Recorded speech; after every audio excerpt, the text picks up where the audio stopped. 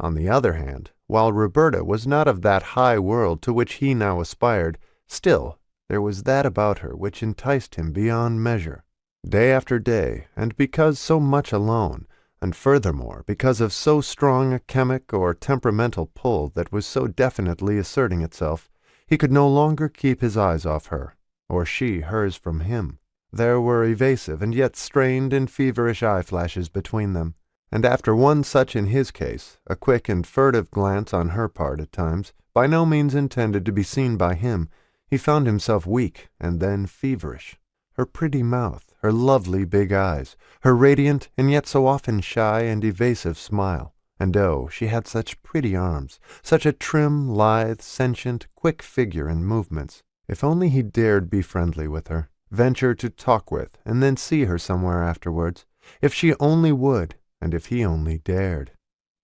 Confusion, aspiration, hours of burning and yearning. For indeed he was not only puzzled, but irritated by the anomalous and paradoxical contrasts which his life here presented, loneliness and wistfulness, as against the fact that it was being generally assumed by such as knew him that he was rather pleasantly and interestingly employed socially.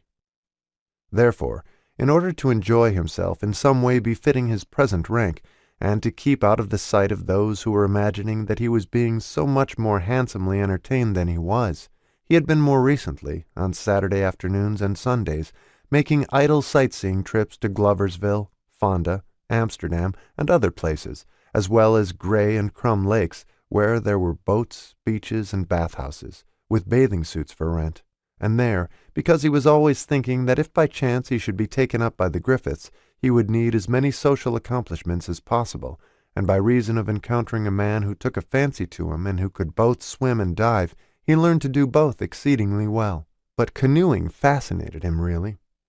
He was pleased by the picturesque and summery appearance he made in an outing shirt and canvas shoes, paddling about Crumb Lake in one of the bright red or green or blue canoes that were leased by the hour. And at such times these summer scenes appeared to possess an airy, fairy quality, especially with a summer cloud or two hanging high above in the blue. And so his mind indulged itself in daydreams as to how it would feel to be a member of one of the wealthy groups that frequented the more noted resorts of the North, Raquette Lake, Schroon Lake, Lake George, and Champlain, dance, golf, tennis, canoe with those who could afford to go to such places, the rich of Lycurgus.